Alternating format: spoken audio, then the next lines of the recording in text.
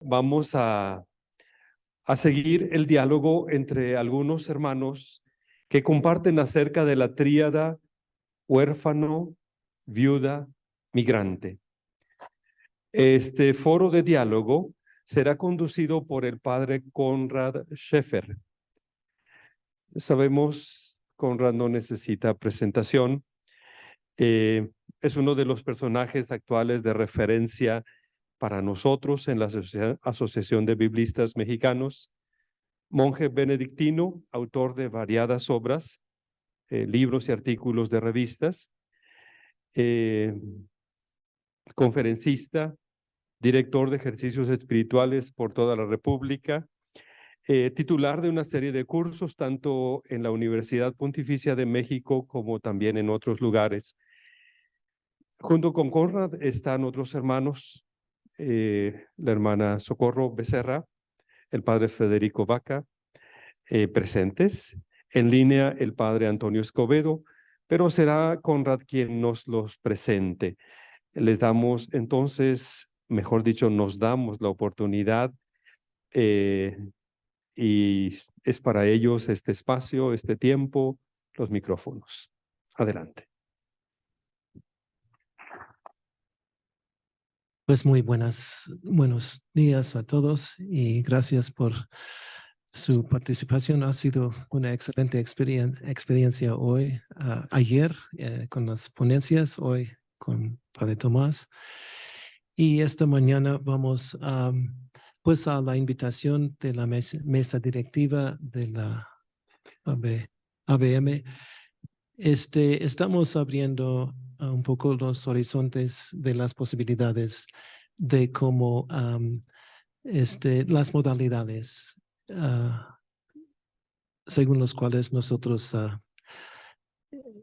manejamos la ABM, pues las conferencias magistrales excelentes, pero también el pequeño foro que tuvimos después de la conferencia magistral de Juan ayer por la tarde, a las mesas de diálogo y también posiblemente pues esta mañana un diálogo sobre la protección de personas en la Biblia. Me llama la atención al ser invitado a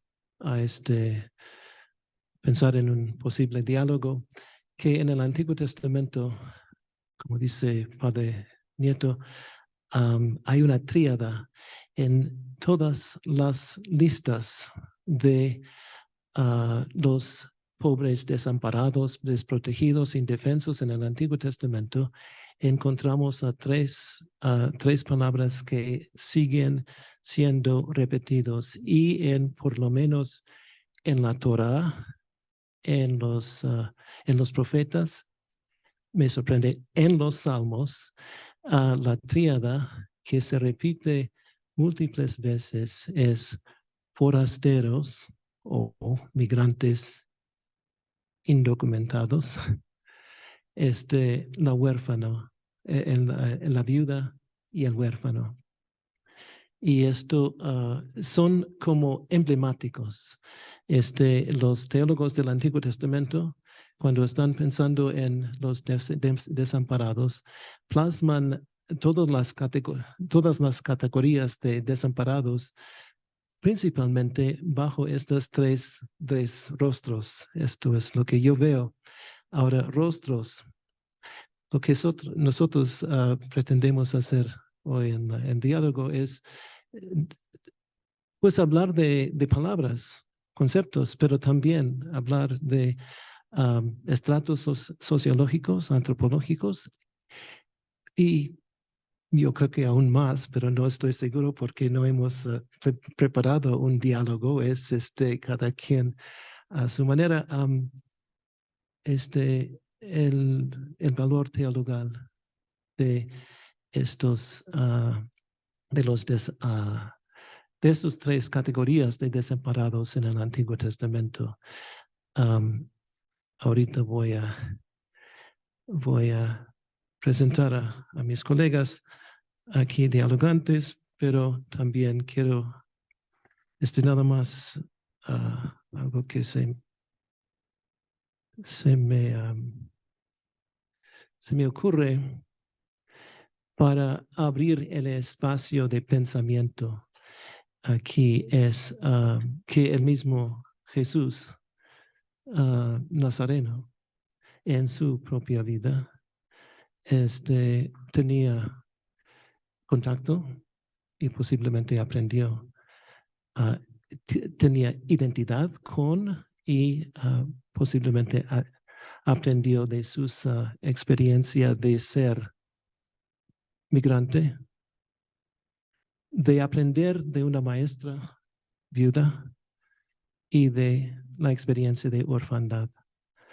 En los midrashim de la infancia de Jesús encontramos a una familia migrante, una familia que en situaciones límites, según la historia del Midrash, encontramos a una familia, una pareja que migra desde Nazaret hasta Belén para cumplir con una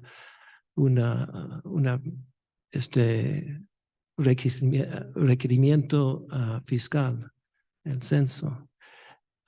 Luego Belén, según otro Midrash, Belén hasta Egipto, buscando trabajo, buscando dónde hospedarse, todo lo que implica la migración que nosotros vemos todos los días en nuestras calles aquí en México y en todos los países del mundo. Y luego otra migración hasta Nazaret, otra búsqueda.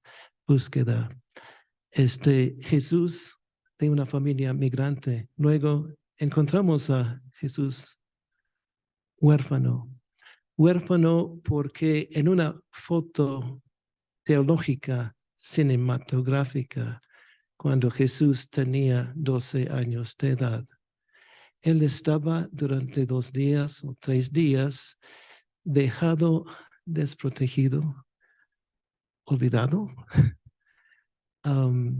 del cariño de su papá, de su mamá, según la historia teológica de una foto teológica cuando él tenía 12 años de edad.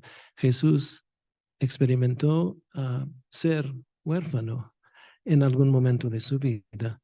Y por supuesto, encontramos en el Evangelio de Mateo y Lucas que una maestra viuda prefiguró una maestra viuda con valor cristológica,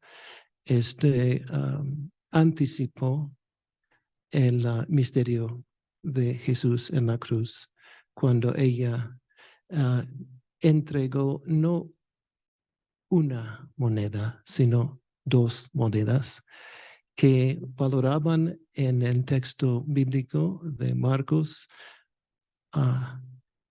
Holen ten bion, toda su vida. Ella dio toda su vida. Esto es justamente antes del inicio de la Pascua de Jesús, de la narración de la Pascua de Jesús en el Evangelio de Marcos y Lucas.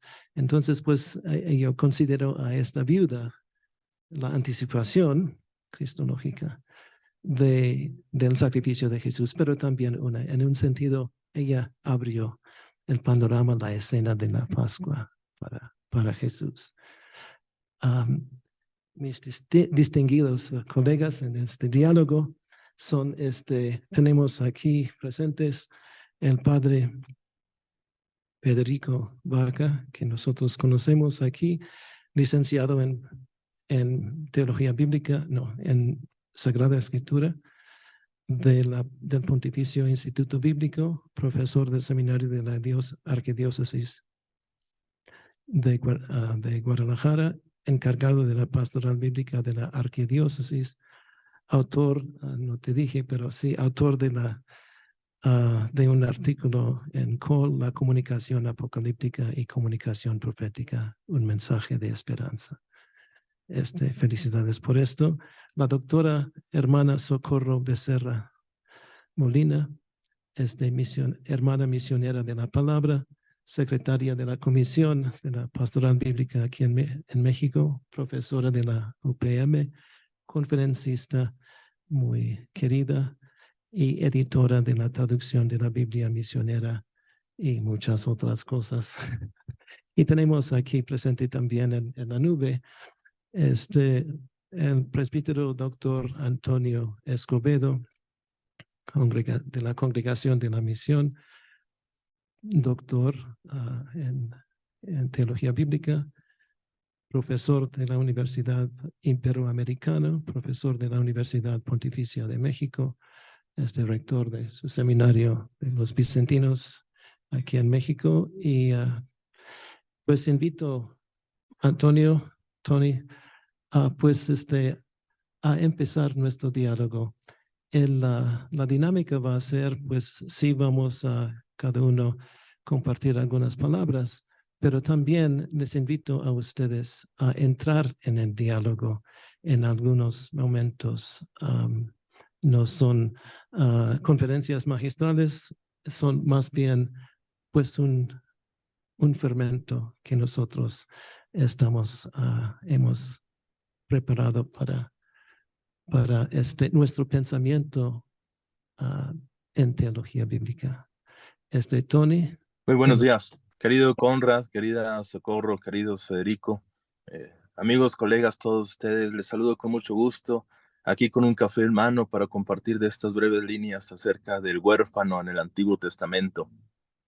Sin más preámbulo, menciono que de las 42 ocurrencias que aparece el yatón, el huérfano en el Antiguo Testamento, podemos identificar un claro significado que coincide con algo de lo que ya mencionó Conrad. El huérfano es aquel privado de ambos padres a través de la muerte o la desaparición o el abandono de alguien.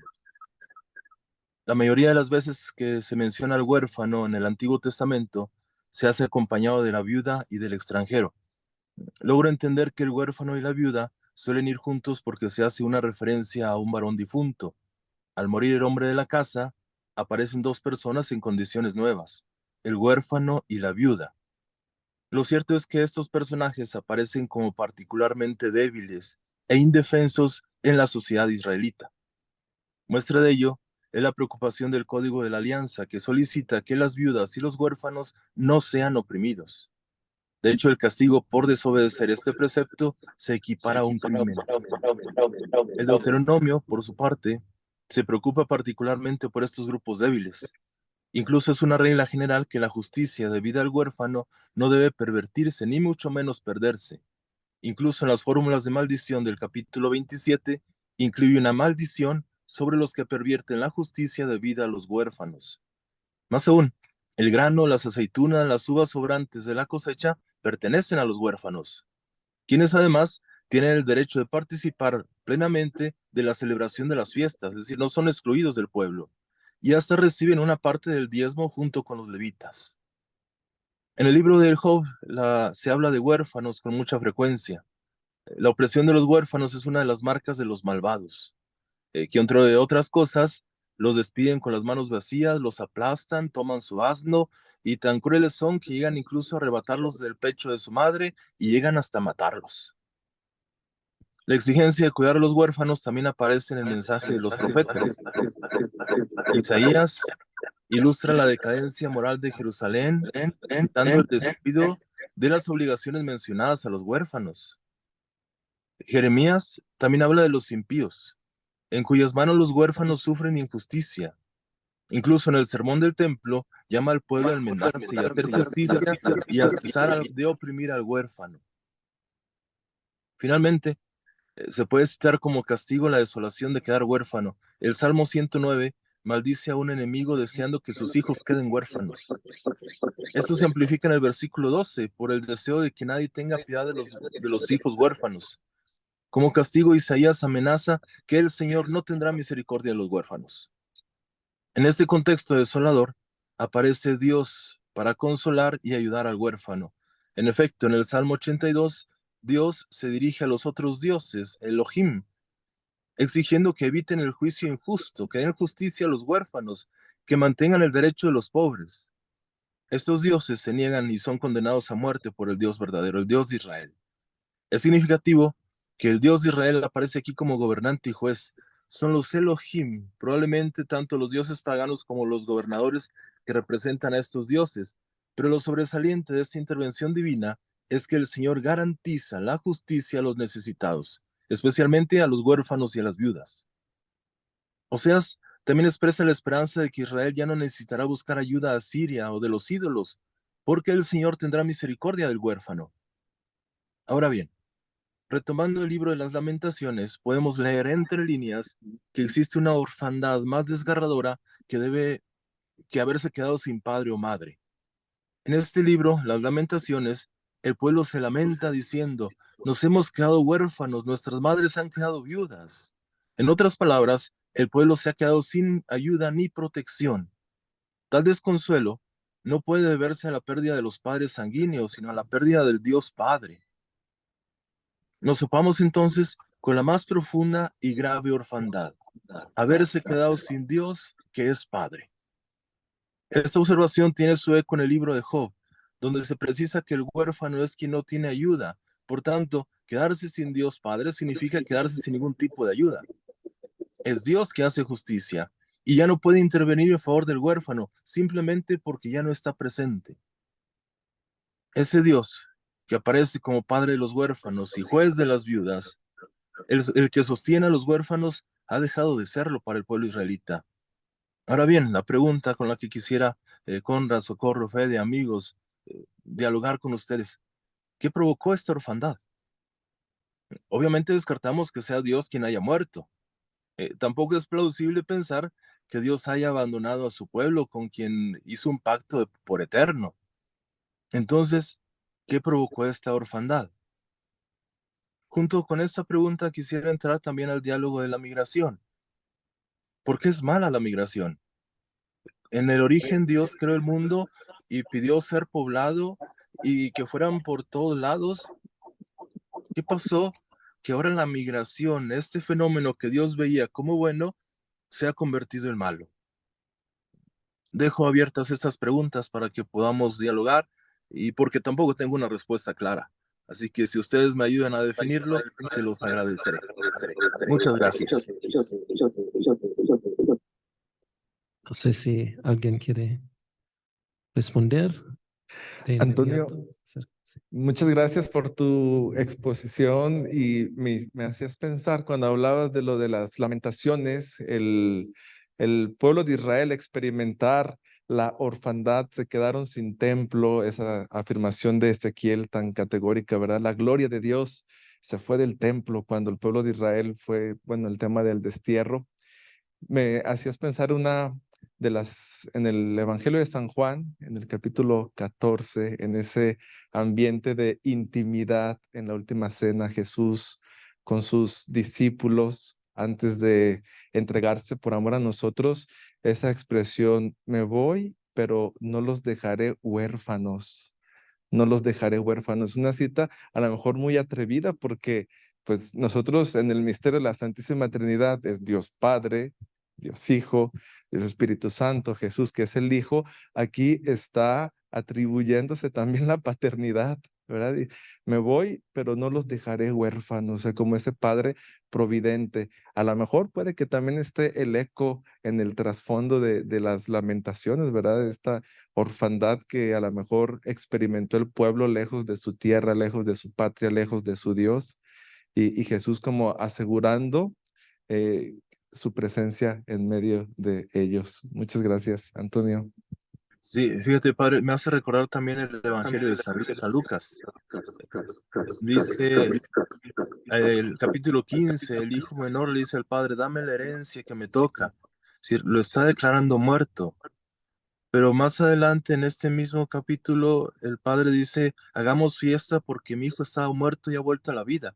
Es decir, el que murió fue el hijo, no el padre. No sé si por ahí podamos resolver este dilema que tengo entre manos, que no logro concluir.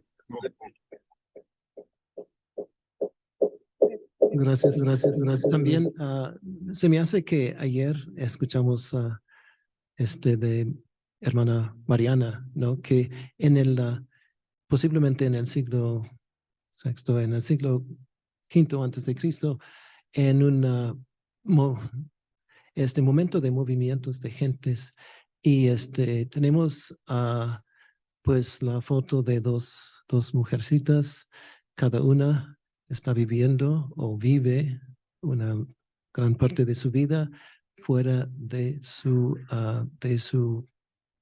lugar nativa. Las dos son viudas, las dos son migrantes y las dos se hacen defensores. O sea, llenan el papel, responden al papel del, digamos, padre en la una a la otra. Ruth a Noemí y Noemí hacia su nuera. Digo que no somos literalistas. Huérfano del padre no es solamente una cuestión de género. Aquí tenemos también en la cuestión de solidaridad, pues sí, nosotros todos estamos llamados a asumir nuestro papel de protector, defensor de viudas y huérfanos migrantes. Creo que cuando uno se acerca, pues uno ve este cuidado, cuidado divino y una cercanía veterotestamentaria, una cercanía neotestamentaria más clara, más precisa.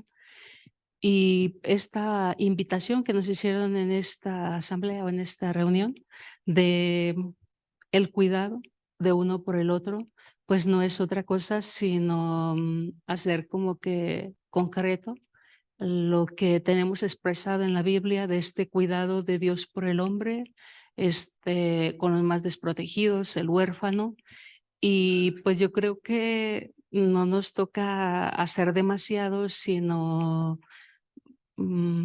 presentar más bien como de manera como muy accesible o compartir entre nosotros y el pueblo de Dios esto que de por sí es querer divino y que se expresa a lo largo del Antiguo y Nuevo Testamento con diferentes imágenes de diferentes formas por esta cercanía, por este cuidado del otro. Hermana Coco, una presentación, bueno, una pequeña presentación para nosotros. Me llamó la atención, bueno, yo un poquito me he acercado un poco a las mujeres en la Biblia y quise ahora acercarme un poquito a la viuda. No sabía la relación de lo que han propuesto de esta triada, no lo había visto así. Quizás el padre Gabriel tuvo este acercamiento por allá cuando pues un poquito se acercó a este tema de los migrantes. Yo no me había percatado de esta situación.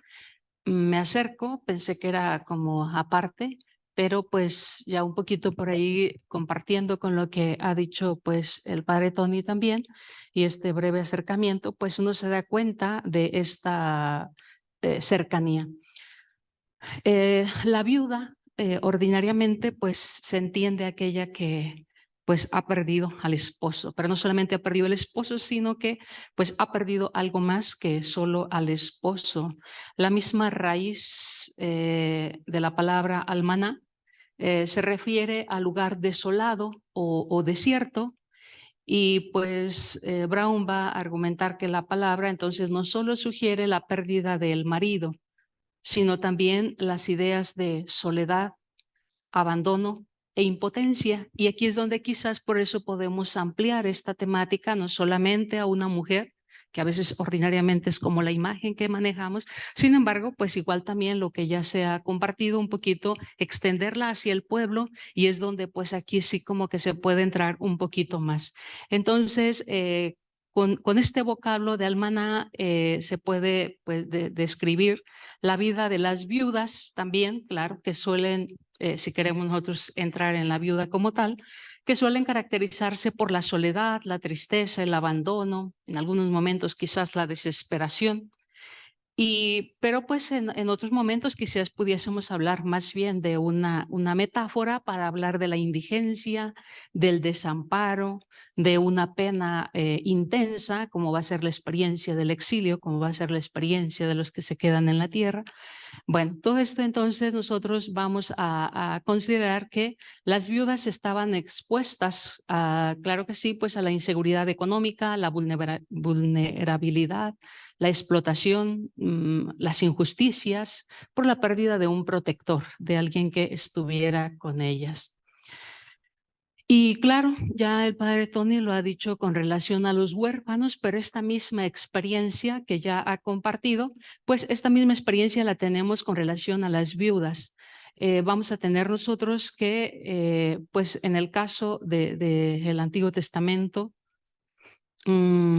quizás alcance también al Nuevo, vamos a tener diferentes tipos de viudas, las viudas casaderas, aquellas que tenían la posibilidad que quedaban viudas, que tenían la posibilidad de volver a la casa o no necesariamente volver a la casa, sino quedarse en su casa por aquella cuestión de que cuando estaban ya comprometidas, que pudiesen quedar viudas ahí desde su casa. Podría ser regresar a la casa o ya sin embargo, ya su situación de viudez ya las dejaba un tanto marginadas. Y digo un tanto marginadas porque ya quedaban pues con la marca de ser viudas. Es un tipo de viudas. Están las viudas también que no tuvieron hijos con el difunto esposo y que podían solucionar el problema gracias a la ley del liberato. A veces el proceso no era tan aplicable y pues tal fue el caso de Tamar. Sabemos nosotros esta circunstancia que le tocó vivir a Tamar, que quizás refleje un poquito la situación, un poquito que vivía el pueblo. Se casa con después el hermano Onán no quiere dar descendencia, Judá no quiere darle a Selá en el momento adecuado y bueno, pues ella como quiera va a tener descendencia de ellos. Bueno, ya ahí esta situación refleja la experiencia o la situación quizás compleja que se vivía en el pueblo. Por otra parte están las viudas que se quedaban con hijos pequeños, situación que era pues también un poco delicada para ella si no eran aptos para trabajar, para mantener la herencia, o incluso para pagar la deuda que hubiese podido acumular el difunto. Otra categoría de viuda, pues que esta era una posibilidad a la que toda mujer podía estar expuesta, eran las que ya tenían hijos mayores, y bueno, pues que ahí en este caso ellos se encargaban de solventar los gastos, el cuidado de la viuda. En esta misma línea están las viudas ancianas, claro, pues que en la viudez pues era algo inevitable, así que pues había que afrontar esa situación, quizás no tan compleja por el cuidado que pudiesen tener los hijos. Sin embargo, pues la posición en general de las viudas, de manera particular en aquellas circunstancias más vulnerables, pues era también de una exposición a la explotación. El hecho de que la viuda fuera clasificada, pues aquí hemos dicho que aparece con el huérfano, a veces también va a aparecer, en general, un poquito genérico, aparecen los tres, la viuda, el huérfano y el emigrante. Sin embargo, el hecho de que aparezca, parece que por ahí está un poquito, también está cercanía, el hecho de que aparezca con el emigrante, obviamente no tiene una tierra propia, entonces posiblemente también esté indicando esta vulnerabilidad de la viuda, que no puede tener posesión, que no puede tener pues algo que a ella le dé seguridad, tal es el migrante que está en este estado de movimiento. Igual la situación de un huérfano. Ella entonces pues a menudo pues se va a encontrar en una situación de aislada, dejó su familia, se fue con la familia de su esposo, ha perdido de alguna manera un cierto vínculo con su familia o una relación un poco más tenue. Y bueno, ya ha compartido un poco el padre Tony con relación pues a lo que dicen las leyes, toda esta me da un poquito este cuidado de Dios y esto que se ha propuesto pues aquí en esta reunión, el cuidado de Dios, la atención de Dios y pues toda la legislación que se tiene pues es por este cuidado divino, por esta cercanía divina a todos. En el caso particular, la viuda, el huérfano, el emigrante, sin embargo, pues para todos. Las veces que aparece, por ejemplo, el término viuda en el Antiguo Testamento, pues va a estar relacionado con casi siempre con contextos legales, ya sea con la justicia, es decir, aquello que se debe practicar, o también con las injusticias, los abusos que se cometen con ellas. Y como que es de entenderse que obviamente el tratado sobre la justicia para con las viudas, pues lo vamos a tener en el Pentateuco, y la denuncia de las injusticias principalmente, pues lo vamos a tener, como es de esperarse, en los libros proféticos. En los libros sapienciales, pues vamos a tener como esa reflexión, como esa invitación a reflexionar sobre el cuidado de este tipo de personas marginadas. Eso sería un poquito así, haciendo un poquito esa clasificación. Ya lo ha dicho el padre, ¿verdad? Ella no debía ser explotada en el caso de la viuda. Ella también era específicamente, a ella se le permitía, ya lo ha dicho, espigar los campos, los viñedos, tenía esa. Cada tercer año debía haber un diezmo especial para ser compartido con las viudas. Ella podía participar del sacrificio y alegrarse en las fiestas de las semanas, de los tabernáculos. Su prenda no puede ser tomada en préstamo. La tierra pasa a sus hijos varones cuando llegan a la madurez. Bien. Tenía el derecho también, bueno, pues de recoger los frutos caídos, lo que ha dicho el padre, las uvas caídas. La ley de Israel entonces trataba a la viuda con algunos privilegios, vamos a decirlo así, al menos legalmente, ya en la aplicación, como en toda circunstancia, ya en la aplicación parece que era otra la situación. Sin embargo, pues parece que toda la legislación estaba encaminada a este cuidado, y lo que ha dicho el padre en el capítulo por allá 27 del Deuteronomio: maldito el que tuerce el juicio del emigrante, del huérfano y de la viuda. Y todo el pueblo diga amén. Esta invitación a hacer así como que muy enfático, muy intenso. Por tanto, pues entonces en el Pentateuco tenemos las estructuras, el marco legal que estaban destinados a aliviar la difícil situación de la viuda. Ahorita estoy señalando esto en particular. Las instituciones legales estaban establecidas, debían proteger la viuda contra la sociedad de explotación e injusticias. Sin embargo, hemos señalado que pues será a los profetas a quienes les toque hacer esta denuncia fuerte con relación pues a las viudas. Todas las injusticias que se pueden cometer, ya lo han señalado, todas las injusticias que se pueden cometer contra ellas.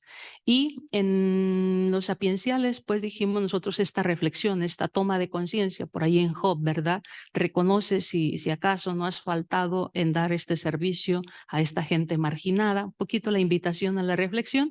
Y claro, pues en los Salmos esta parte, esta defensa que siempre Dios va a tener de parte de este grupo marginado. Y el pueblo del Antiguo Testamento, entonces, claro, pues que se va a presentar como pues una viuda de alguna manera, huérfano, viuda, migrante, sobre todo en su estancia por allá en Egipto. Y ese entonces va a ser como que la base. Recuerda que tú fuiste huérfano, tú fuiste viuda, tú fuiste migrante, tú estuviste allá, entonces tú tendrás que tomar, esa va a ser como que teológicamente hablando lo que Israel tiene que tener en la mente. Conoce a un Dios que ha sido su redentor, su liberador, lo ha acompañado, ha estado con él, entonces pues este es el Dios que lo va a acompañar. Y bueno, pues después Jesucristo, ya lo han señalado, lo señaló Padre Conrad, esta cercanía con las viudas, esta atención, esta alabanza con las viudas, y pues claro, pues con la viuda más cercana que fue su madre. Y ya pues una viuda que no desprotege, que al contrario está muy, muy cercana, muy al cuidado por ahí. La iglesia primitiva, pues seguramente, como fue una iglesia muy preocupada por el cuidado de las viudas. Lo refleja Hechos y lo refleja Pablo y lo refleja en las Deuteropaulinas. Vamos a ver nosotros esta problemática que seguramente en la iglesia primitiva, por esta inclusión, por este cuidado, se generó. Por ahí, pues posiblemente demasiadas viudas. Pablo intenta solucionar aquello de que las viudas jóvenes, por favor, mejor, si pueden casarse, mejor vayan a casarse porque estamos generando conflictos. Bueno, entonces por ahí vamos a tener nosotros como que estas problemáticas en la iglesia primitiva, pero por otra parte, una acogida grande, grande de parte de la iglesia primitiva. Y bueno, pues el nuevo pueblo de Dios nunca será viuda, siempre será novia para las bodas eternas. Muchas gracias, hermana. Ahorita con lo que terminaba su ponencia me ponía a pensar, yo creo que uno de los hilos conductores de la teología del cuarto evangelio y el Apocalipsis, el corpus de San Juan, es la teología nupcial, ¿verdad? Juan comienza presentando a Cristo como el esposo, el Mesías esposo, y cierra con las bodas del Cordero, como ahorita usted decía, ¿verdad? La iglesia siempre será novia, siempre será esposa. Sin embargo, hay un momento en el cual me parece que la iglesia también experimenta el tema de la viudez. Cuando Cristo muere, María Magdalena personifica la iglesia y María Magdalena va de mañana a buscar al difunto esposo, ¿verdad? Y ella está personificando la iglesia que aguarda, que está a la expectativa de encontrar al esposo. Y esto me hacía pensar también en el Cantar de los Cantares. Ahí podemos, yo creo que encontrar la oración de la viuda. Me permito leer los primeros 5 versos del capítulo 3 del Cantar de los Cantares. Yo creo que podemos un poquito meternos en el papel de una viuda. Yo creo que todos nosotros conocemos alguna viuda y podemos apropiar esas palabras pensando en una mujer viuda. Dice, por las noches busqué en mi lecho al que ama mi alma. Lo busqué y no lo encontré. Y dije, me levantaré ahora y rodaré por la ciudad, por las calles y por las plazas. Buscaré al amor de mi alma. Lo busqué y no lo encontré. Me encontraron los guardas que rondan la ciudad y les dije, ¿han visto al que ama mi alma? Apenas hube pasado un poco de ellos y encontré al que ama mi alma. Lo abracé y no lo dejé hasta que lo metí en la casa de mi madre, en la cámara de la que me dio a luz. Yo las conjuro, oh doncellas de Jerusalén, por los corzos y por las siervas del campo, que no despertéis ni hagáis velar al amor hasta que quiera. Yo creo que estas palabras de la amada del Cantar de los Cantares, una mujer que está experimentando su viudez, retratan el sentimiento de la iglesia, encarnada en la figura de María Magdalena, en la mañana de la resurrección. En un primer momento esa tristeza de la mujer que está desesperada buscando al que ama su alma, al amor de su vida, y de repente lo encuentra, ¿verdad? Levantado, resucitado en el jardín. Hablábamos ayer también del jardín, en el jardín, el lugar de los enamorados, el lugar del encuentro, el lugar de la nueva creación, pues aparece allí la que ya no más será desfavorecida ni abandonada, sino mi favorita, la iglesia. Sí. Tony, una palabra. Con lo que mencionabas, Socorro, tengo una intuición que el varón al momento de fallecer provoca que haya un huérfano o huérfanos y una viuda. Pero con lo que tú mencionaste, Socorro, parece que también el extranjero está unido ahí. Es decir, la muerte del varón, el señor de casa, provoca el huérfano, la viuda y el extranjero, porque dejan de tener tierra. Tal vez por esto, esta tríada aparece frecuentemente en el Antiguo Testamento. No sé si estoy pensando adecuadamente, pero me llama mucho la atención que estos tres frecuentemente, no sé si el 90% de las veces que aparecen, están juntos. A lo mejor ahí está la causa del por qué están juntos Con esto que tú mencionaste, Socorro, me daba esa intuición.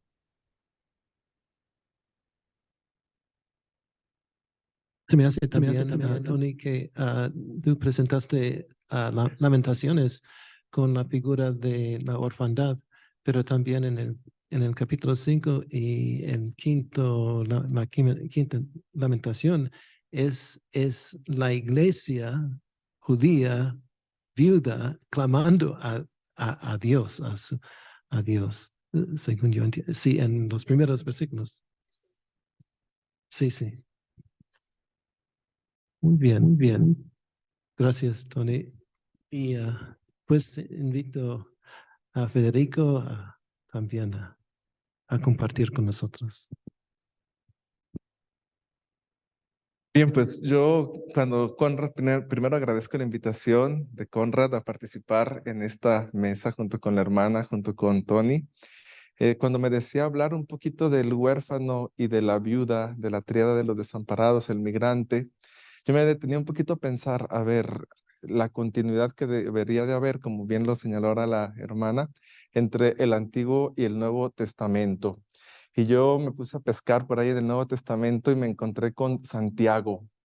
Sabemos nosotros esa polémica que hay entre Santiago y San Pablo favoreciendo, privilegiando las obras de la fe y Santiago privilegiando las obras de la misericordia. De hecho, ya ven ese eslogan famoso de Santiago: muéstrame tu fe sin obras, que yo por medio de mis obras te mostraré mi fe.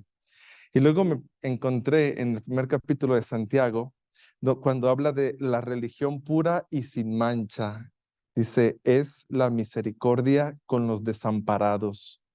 El apóstol Santiago nos invita a vivir una religión pura y sin mancha, que consiste en socorrer a los huérfanos y a las viudas en sus aflicciones y conservarse puros de este mundo, en el primer capítulo, verso 27. Entonces, ¿en qué consiste la religión pura y sin mancha?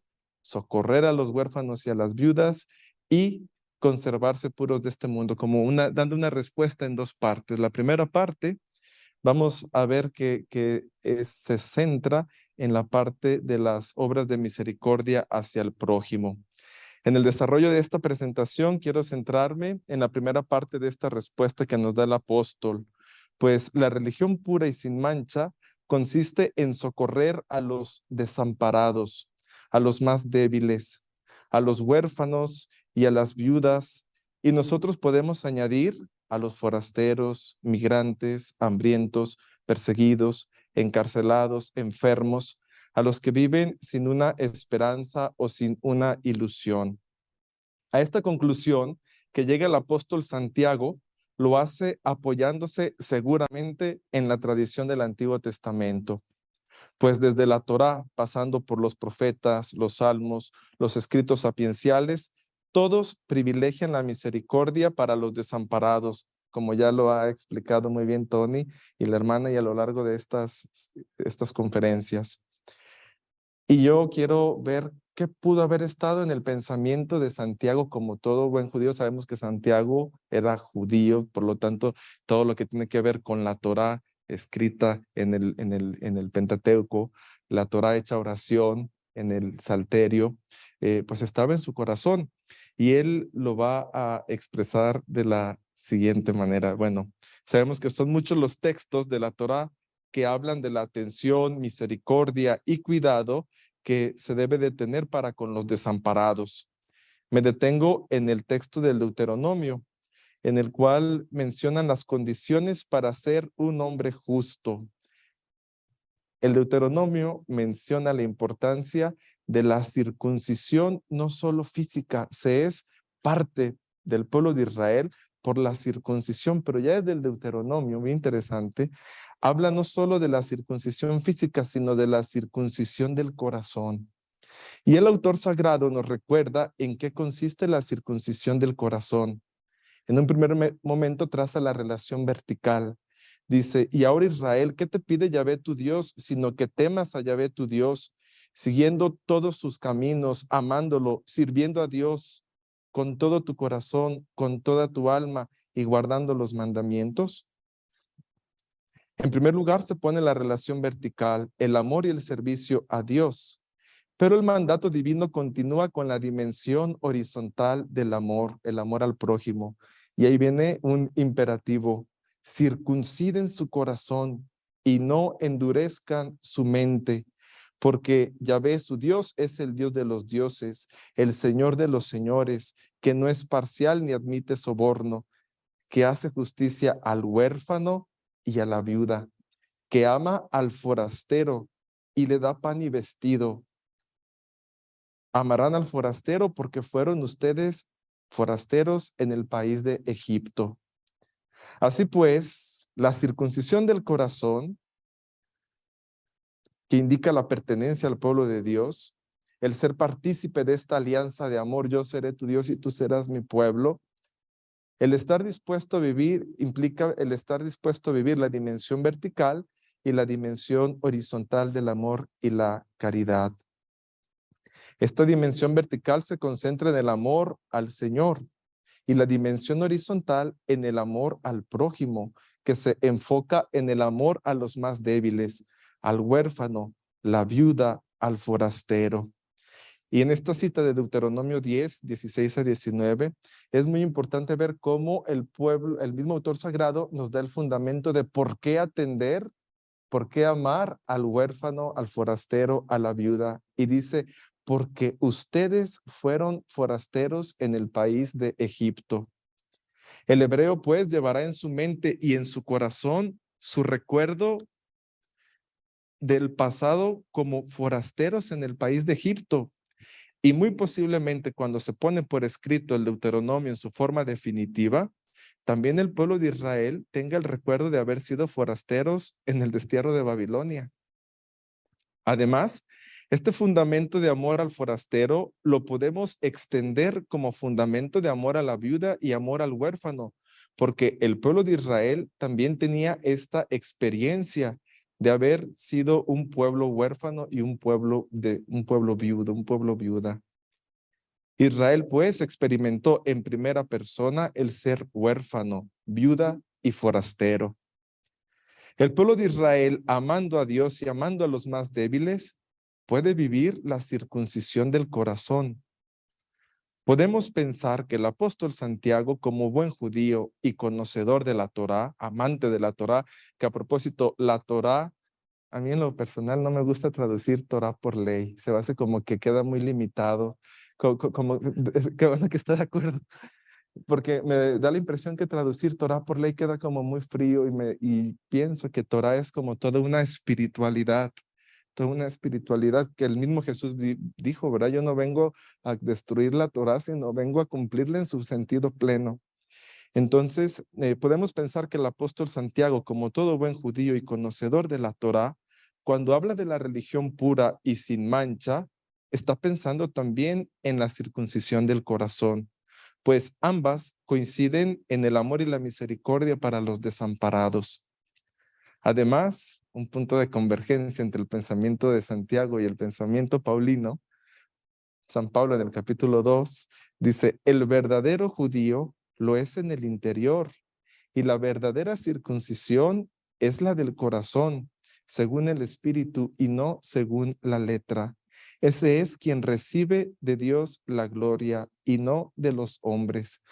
Aquí encontramos armonía en el pensamiento de San Pablo y de Santiago, que va en continuidad con la circuncisión del corazón, como aspecto para practicar la misericordia con los más débiles. Y luego, pasando a la Torá hecha oración, a la literatura del Salterio, aparece repetidas ocasiones esta tríada de los desamparados. Ya han citado muchos textos. El orante recuerda que sus padres antes fueron forasteros cuando pide ser escuchado por el Señor. Escucha mi súplica, Yahvé, pues soy un forastero junto a ti. Soy un forastero en la tierra, no me ocultes tus mandatos. En otro salmo, 146, el salmista sabe que Dios siempre protege al huérfano, a la viuda y al forastero. Además de estos salmos, podemos enumerar muchos otros textos en los que el Salterio nos exhorta a proteger a la viuda, al huérfano y al forastero, con una actitud de misericordia y gozo. El Salmo 68 nos invita a la alabanza, cuando dice, canten a Dios, tañan en su honor, que es padre de huérfanos, tutor de viudas y que da hogar a los desvalidos. Es interesante observar cómo Dios mismo se considera padre de huérfanos, protector de viudas y quien da hogar a los desvalidos. Estas pues son las mismas experiencias que decíamos el pueblo de Israel ya había vivido. Cuando el Salmo 33 nos invita a alabar a Dios con un cántico nuevo, Shir Hadash, el cántico nuevo, nos recuerda que la misericordia de Dios, la Gesed Elohim, el Leos, misericordia, Gesed, misericordia, un amor concreto, que esa misericordia de Dios tiene que llenar toda la tierra y tiene que llegar a todos. Por lo tanto, esta misericordia de Dios debe llegar en primer lugar a los desamparados. Cantar un cántico nuevo consiste en llenar la tierra de la misericordia de Dios. A la luz de este salmo, podemos afirmar que la alabanza a Dios, que este cántico nuevo, se tiene que concretizar en el amor misericordioso al desamparado. Hasta Jesús lo dice en el Evangelio, ¿verdad? No todo el que me diga Señor, Señor, sino el que cumpla la voluntad, el que, pues, misericordia quiero, que no sacrificios. Casi al final del Salterio, en el Salmo 149, se apoya esta idea del Salmo 33, del Cántico Nuevo. Cantar al Señor un cántico nuevo porque el Señor se complace en su pueblo y adorna con la victoria a los humildes. El Señor da la victoria, la salvación, la Yeshua, Jesús, Salvador, la victoria, el triunfo, la victoria a los humildes, a quienes podemos identificar con las viudas, los huérfanos, los migrantes, los que tienen necesidad de ser levantados, salvados por Dios, quienes son los primeros destinatarios de la misericordia de Dios. Lo mismo nos lo va a recordar el cántico de Ana y el cántico de María. Dios levanta a los oprimidos. Podríamos preguntarnos si el vivir la misericordia de Dios hacia los más débiles y pobres, ¿no será acaso la realización concreta de este cántico nuevo que el orante nos invita a cantar? ¿No será que Dios quiere que el cántico nuevo con el que lo alabamos sea el amor y la misericordia concreta para con nuestros hermanos débiles y desamparados? Podemos pensar que el apóstol Santiago, quien oraba con el salterio, cuando habla de la religión pura y sin mancha, está pensando también en alabar a Dios con este cántico nuevo. Pues tanto el cántico nuevo como la religión pura y sin mancha coinciden también en el amor a Dios y la misericordia con los desamparados.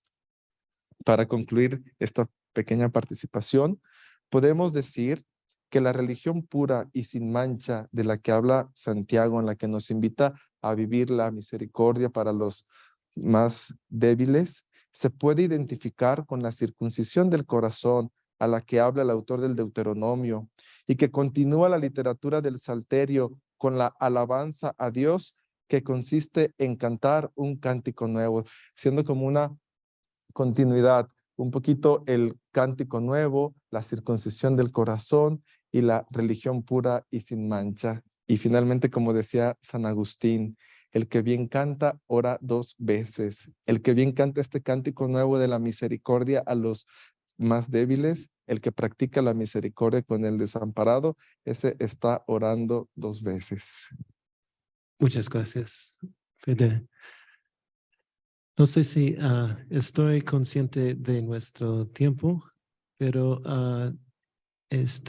pregunto a Tony si quieres responder o dialogar aquí. Gracias, Conrad. Sí, la pregunta que tenía en mente desde el principio, ¿por qué el huérfano queda huérfano de Dios si Dios lo ha muerto? ¿Por qué el migrante es algo negativo cuando al principio Dios quería poblar la tierra? Federico, creo que me has dado respuestas claves.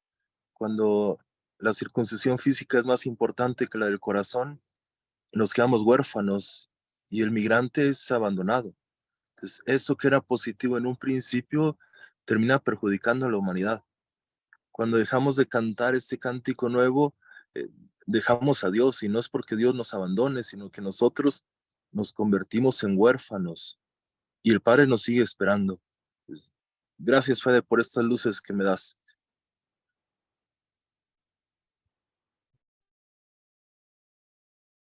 No, pues yo nada más de señalar que la sensibilidad que el hombre puede tener frente al necesitado, pues es lo que va a expresar la relación que tiene con Dios. Pues sí, viendo el tiempo, creo que me van a cortar la cabeza si tomo más tiempo. Pero tal vez incluso en el momento que nos resta antes de la reunión, hay una venta de libros aquí afuera, creo, Thais, sí, de Verbo Divino. Y también pues podemos seguir nuestro diálogo en un lugar más ameno, pues durante la pausa. Muchas gracias a todos por esta experiencia. Muchas gracias, Tony. Un abrazo muy fuerte. Fede, gracias por compartir esta valiosa experiencia, hermana. Mucha amabilidad. Gracias. Que Dios les bendiga. Muchas gracias.